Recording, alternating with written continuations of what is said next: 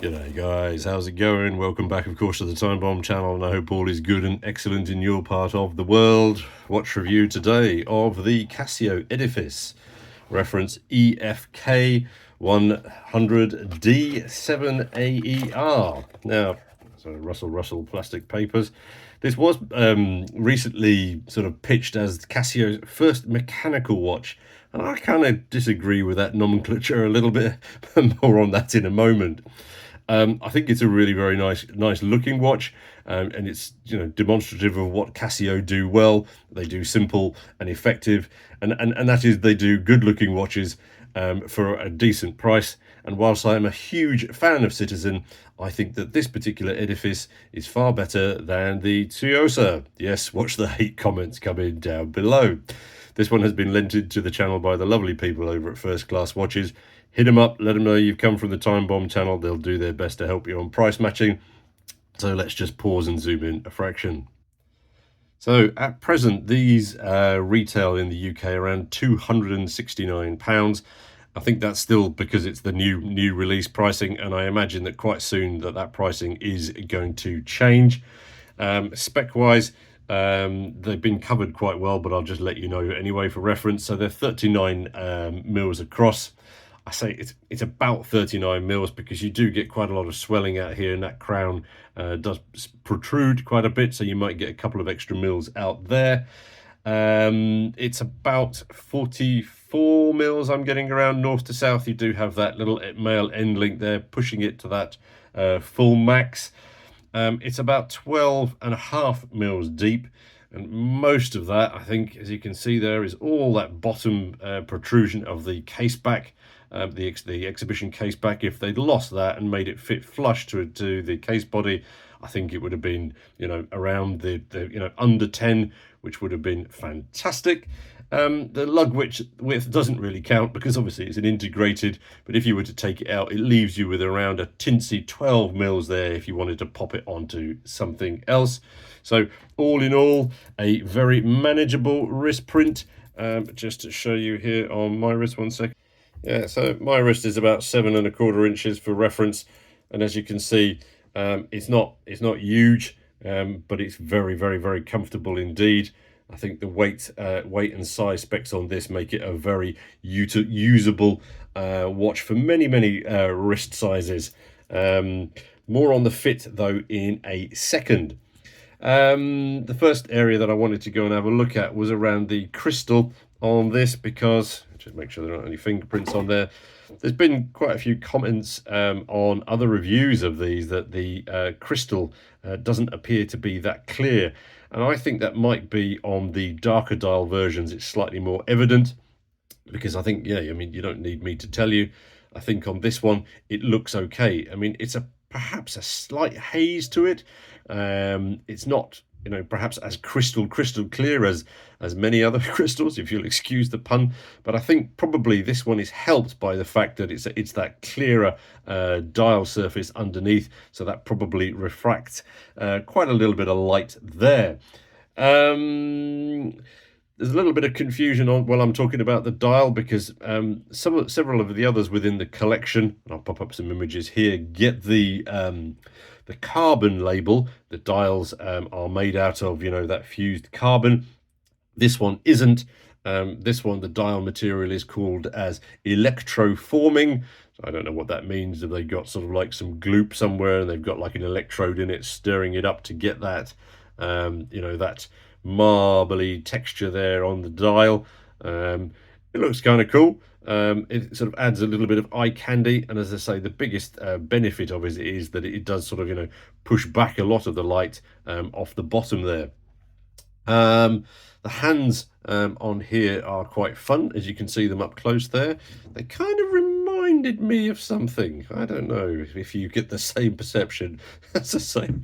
I like the fact that those cutouts, but as I say, they do really look like your old veg peeler. But as I say, they work nicely because it almost looks as if it's complete until you sort of pay a little bit more attention, and then you do realize that they are just the frames. Notice also then that off the outer bezel there, sort of the dial bezel almost. You get the floaty hands aspect. They are sat on little cushions, but they do almost appear to float. And I like the fact that they've put the minute track up there on the Rehort, because it just means that the center of the dial there is a little bit clearer and cleaner. It would have, I think the visual impact is that it makes the dial appear that just that little bit wider, because if you can imagine that they drop them down onto the where the indices are, it would have focused your eyes in more centrally. Coming back out again, Casio always seem to cheap out on when on their steel bracelets, and that's one of my biggest frustrations with the brand. But thankfully on this one they have done the absolute opposite. They've spent a little bit extra, and what do I mean by that? For example, is that it's one of the first Casios that you can see that you get solid end links on these, and then also the clasp is noticeably better. Far better designed. Just those little central pushers there, which work absolutely brilliantly. It locks in firmly and positively. It's quite short as well, so again on smaller wrists it's going to work. And it's very rare that they grace us with a milled clasp. Normally we get one of those horrendous pressy things. So again, nice that they've done that. But again, where did they go short? Where did they go short? They went short on the micro adjusts. You get one. Which is frankly pathetic, because they've made this so short. You've only got the one in there, which is a little bit annoying. You do get where has it gone? I did see it over here somewhere. You sort of get a half link here, you sort of get a half link there. So when you're doing your sizing, I haven't sized this for my wrist because it's a shop lent watch, but it'd be interesting to hear if you bought one of these how you found sizing. Around the back, and as I say, there's the case back that I was referring to earlier, and yes, it's a Seiko NH35A.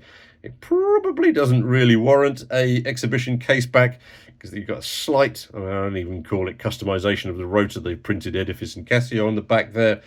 I don't know if they really need it. And again, the negative aspect of it is, as I say, it just adds a whole load of depth to the watch, and I'm just not sure that it really needed that. You make that a flush case back, and it's going to sit much better on more wrists. The other thing about the movement that I noticed, that if you look in the packaging, they actually refer to that as module 5755, and if you search module 5755, it comes up as a Seiko NH35. So again, slight interesting use of nomenclature there by our buddies over at Casio. Obviously then as well, I did forget to mention, you've got your date window down there at the 6. It sort of hides quite nicely within that dial design, or frustratingly, whichever you say. I think the fact that because you've got indices as opposed to numerals, it stands out adequately at the bottom there as well. It's a push-pull crown. Sorry, and just while we're talking about this as well, again, hand action this on there is nice and positive. And again, I think, sorry, I can never see through the camera to do this. No, wrong position. Second. Yeah, that's what I was looking for. Just wanted to show you quick set date so you can see how the date window sits there, because it's quite small. It's not framed. I think again perhaps it's better that it isn't, because otherwise it would stand up off those off that dial. Others may have a different view. The integrated bracelet, I think as well. The other thing I wanted to say about it, it nestles quite nicely onto into the case body there. But the one thing that I have found is that, as you can see, because of that bulbous case bottom, what happens is on most wrist sizes you are going to end up getting a lot of view of that of the end links of the bracelet there. And if they'd made that flusher underneath, then it would sit more comfortably like this. So imagine if you've got a 6-inch wrist, it's going to sit up like this, which again I think is a little bit of a design fault. The loom is a little bit on the weak side. It's never been one of Casio's strengths. I mean, obviously, as you can see here, the only things that are loomed is just the tips of the hour and minute hand. I'm a bit perplexed, because if they can have a word with Seiko and they can get a whole bunch of NH35s, then why can't they also borrow a few pots of Superluminova and make a step change to all of the loom on their analog watches? Overall, I think there's a little bit of the a soupçon of Oceanus about this, but I don't think that's a bad thing. As I say earlier, I think overall, attractive-wise, I think this is far better looking than the Chiusa, and I think it's far better finished. Others may have a different view, so really look forward to the arguments and comments down below. We don't always have to agree with each other. Huge thanks again to the guys over at First Class Watches for the loan of this one. Thanks to you guys, as always, for your time, view, and support of the channel. And we'll catch you all in the next watch vid. Cheers, guys.